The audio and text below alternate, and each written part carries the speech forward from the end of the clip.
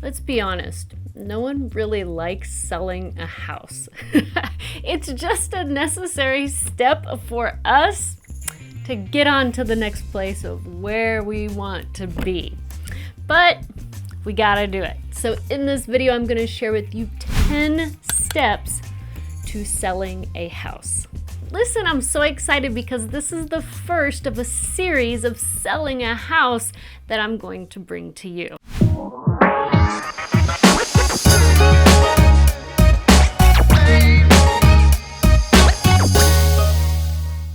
Oh, and real quick, my name is Dana Pollard. I've been a real estate agent for over 14 years now in the Dallas-Fort Worth Metroplex, and I have sold over 500 homes, which means I've made my fair share of mistakes when it comes to selling a house, and my hope is that you gain some value from these videos. So let's get started. Okay, assuming you know where you are going and you have already gotten a pre-qualification letter for the next home that you are buying, if you're going to purchase a home, if you're not paying cash, all those good things, then let's start with step number 1, and that is getting a net sheet from a local real estate agent. Yes, even if you decide to sell your home on your own for sale by owner, all day long you're going to want to talk with an agent, and this is the reason, is because the MLS is the best data when it comes to finding relevant properties that give us indicators of where we should price your home. And that's important with the local agent, might I insert experienced, because you don't want to get a quote that's too high, and then if the market's just not there for your home to sell at that high price, then you're disappointed in your net amount. So you want to get a really good, accurate, or as close to accurate number as possible, which comes with a local experienced real estate agent to run the comps for your property, relevant home sales. If you have a custom home or a unique property, or maybe more acreage, there are multiple things that we do as agents to narrow down a list price. So what I don't want you to do is go to Zillow and assume that's a great list price. For some homes, it's a great list price, but I don't want you to assume that. So it may give you an idea, but man, I just looked at a property this morning and it was off like $100,000. And then other times I'll look at it and I'm like, bang, it's right on the money. So even if you don't hire a real estate agent, talk with a couple of real estate agents and see if they'll send you a CMA, which is a comparative market analysis for your property. From there, when you have a good listing price, then you can run a net sheet. And there are some apps, like I use Independence Title app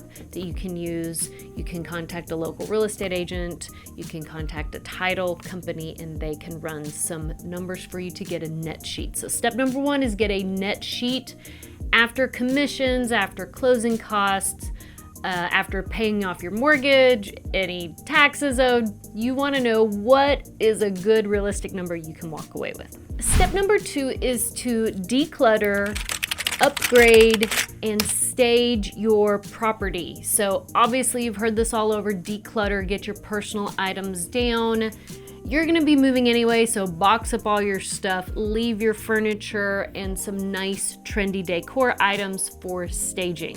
After you've decluttered, then you want to upgrade any items, maybe on a budget, to get the home prepared for the general buyer's eye. Okay, that's kind of upgrading. There's different ways to do that, and I'm gonna bring some videos to you on some inexpensive ways to do that. And the last thing is stage. Do not skip the staging step, whether you hire a professional, whether you stage it yourself, or have an agent do it. Do not skip staging because it will multiply your profits. And I have so many staging videos coming out soon to help you. The third step in selling a house is to get a professional photographer and videographer out to the property to get professional photos. Guys, it is worth every single penny. If you get professional photos and a professional video, at least photos, you will multiply your profits. So whether you're hiring a real estate agent or selling this property on your own, get a professional And do not hire an agent that does not get professional photos. This is a big mistake in the beginning. My very first listing, I did not get professional photos. This was a long time ago in 2008 and at the market crash. And I couldn't figure out, why is this house not selling? Now, it was 2008, a crash, okay? I just thought it was the market. But guys, we can sell a house in any market if you do the right things and price it right, okay? Because other homes in that neighborhood were going under contract. Mine was not. The second home I listed, the homeowner insisted I get professional photos and stage it. Apparently she knew more than me about selling a house. But I did. I hired a professional photographer. I staged it, hired a professional stager, and we sold that house so fast. It was in multiple offers in the bottom of a market crash. And it was like light bulb, never list a home without staging and professional photos, okay? It doesn't have to cost all that much either, meaning depending on your market area, I pay about $175 for professional photos. I pay $300 for a professional video and drone photography, okay? And drone, it just depends on the property if you want to get it or not, if there's something to highlight. So the fourth step in selling your house is to list it in the MLS. You can go through a local real estate agent to do this. And when you list it in the MLS, it'll go into Zillow, every single online platform that you can think of. But you also want to market the property on social media. So Facebook, YouTube, Instagram, all those good things. But when we list it in the MLS, I want to give you more than just, okay, list it. You want to think from a prospective buyer walking through the home. They've never seen your home before. So you want to, yes, show them the exterior, typical. Show them the front door and what it looks like and feels like walking into the home. You don't necessarily have to show a study if there's one to the left or the right first, but you want to put your money shots up front. And I say money shots, meaning what's that shot that came in that is like, this home, I want to live here. That's your money shot. And I put that right after you have your front photo, typically your entry photo, unless it's like just ugly, I'd leave it out. But then you get your money shot. Many times it's going to be the big picture of your living, kitchen, dining area if it's an open concept. But really we're looking for something super special that just pops out and says, you want to live here. That's your money shot. Put that then next. Then you want to give an overview, if that wasn't your money shot, of the floor plan, to give a buyer a visual of what's going on in the home, what is the expectation walking through the property. Then highlight your kitchen because that's money.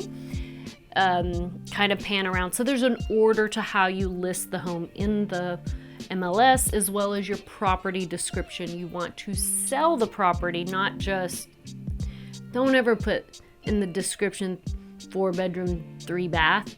They already see that in the listing. So you want to highlight the selling features. If it's a fantastic pool or gazebo, or if it's in a special neighborhood or close to entertainment, like just kind of think what's the reason you bought your home, and highlight that in the description, okay?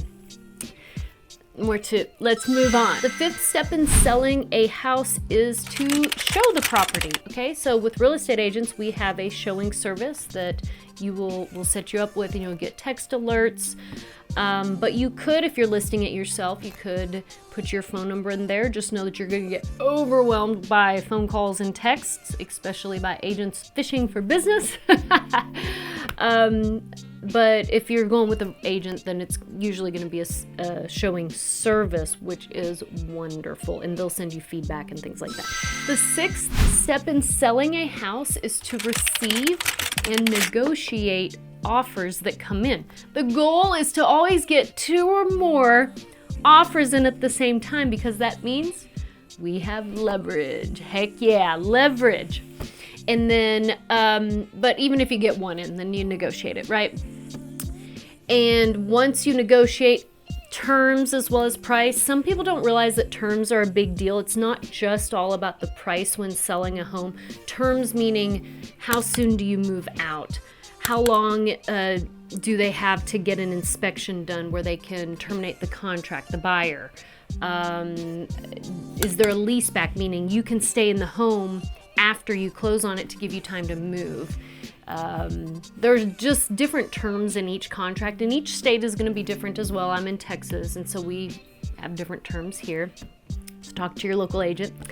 And so there's more than just price that we're negotiating.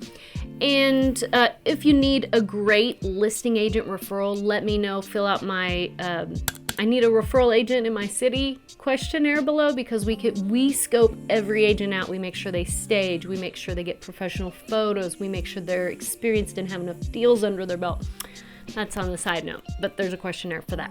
So that's the next step, is to negotiate, and then we execute an offer. That's what we call it, executing the offer. Once we execute an offer, there's no going back. In the state of Texas, it may be different in other states, but in the state of Texas, a seller who wants to sell a home, once we execute a contract, there's like no outs. The only out they have is if a buyer defaults, okay? So just know in Texas, you sign, not the listing agreement, you can terminate that at any time. But once you sign a contract to sell your home to a buyer, no going back. You can't change your mind. If you do, it could be a potential big lawsuit, y'all. So, but usually you're happy to sell your home, so you sign it, okay? And we call that executing the contract, which leads us to the next step, inspection and then negotiate repairs. Again, this may vary a little bit state to state, but in Texas, we have what's called an option period. An option period gives a buyer time to get an inspection done. It also gives them the right to terminate that contract for any reason. Okay, so typically we're seeing right now about 5 days, but it can be 3 to 7 days, maybe 10 days for the buyer to get an inspection on a residential property. And they get an inspection done. And when the inspection comes back, then they may submit to us a repair amendment, is what we call it, where they ask for the seller to either pay for repairs or repair the property before closing. But all that is inspections, okay? In Texas, once that option period is up, they cannot terminate the contract for any reason. Basically, that 7th step is inspection and then negotiate repairs. In my world, when we negotiate repairs, if they send us just a crazy amount, then I'm like, yeah, thanks so much, try again. The 8th step to selling a house is get an appraisal done. Now, it's the buyer's responsibility to get an appraisal done on the home to satisfy the lender's requirements if they're getting a loan. If they're paying cash, they don't have to get an appraisal. Sometimes they still want it, but they don't have to.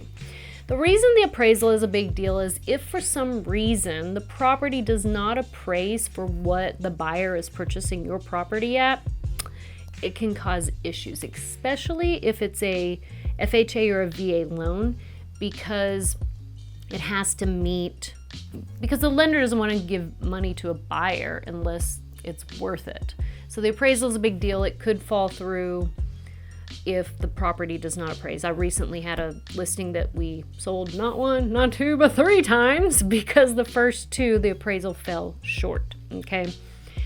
We sold it the 3rd time and the appraised value is up higher. Anyway, appraisal, just talk with your agent because there can be some issues depending on the loan, which is another term that you're looking at when you're negotiating. The 9th step on selling a home is waiting for the underwriting of the buyer's loan to go through. So if the buyer has a loan on the property, then it's kind of a quiet period is what I say. Sellers are like, am I supposed to be doing something? And I say, you need to be packing.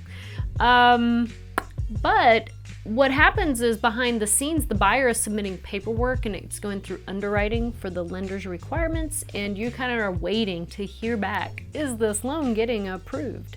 Which is why the pre-approval letter is so important in the very beginning to get that with your offer. Okay, so underwriting is just a quiet period for the seller. Once you get the, yay, they've been approved, then you go, yay, super excited, because then you can schedule the 10th step, which is closing. And then that's the party day that you sign the paperwork and you go, whew, we made it through. So HGTV makes selling houses look like a piece of cake, like it's cinch, like agents make way more money than we should, and really it's like going to court with or without an attorney if you have an agent or not. Now we're not all of us are attorneys. I'm not an attorney, but it is very there are many things that can come up when selling a house. These are the 10 basic steps. Just know that each one, this is why it's important to have an experienced agent, because there's so many things behind the scenes. So I hope I didn't overwhelm you with this information. Hopefully it's helpful so you can at least navigate through this process. And let me know if you live in the Dallas-Fort Worth area, because our team would be happy to help you sell your home. And if you need a referral for a great listing agent in your city, I have the hookup, y'all, and we bet everyone's work. Don't get you an inexperienced agent. If you want to try this on your own, and when you have success, I celebrate with you. If you don't, let me know and I'll hook you up with a great agent. Okay, I can't wait to see you on the next video, because we're going to talk about staging a home, getting some inexpensive ways to upgrade your home. Anyway, so many cool things coming up for selling a house. Thanks so much for watching.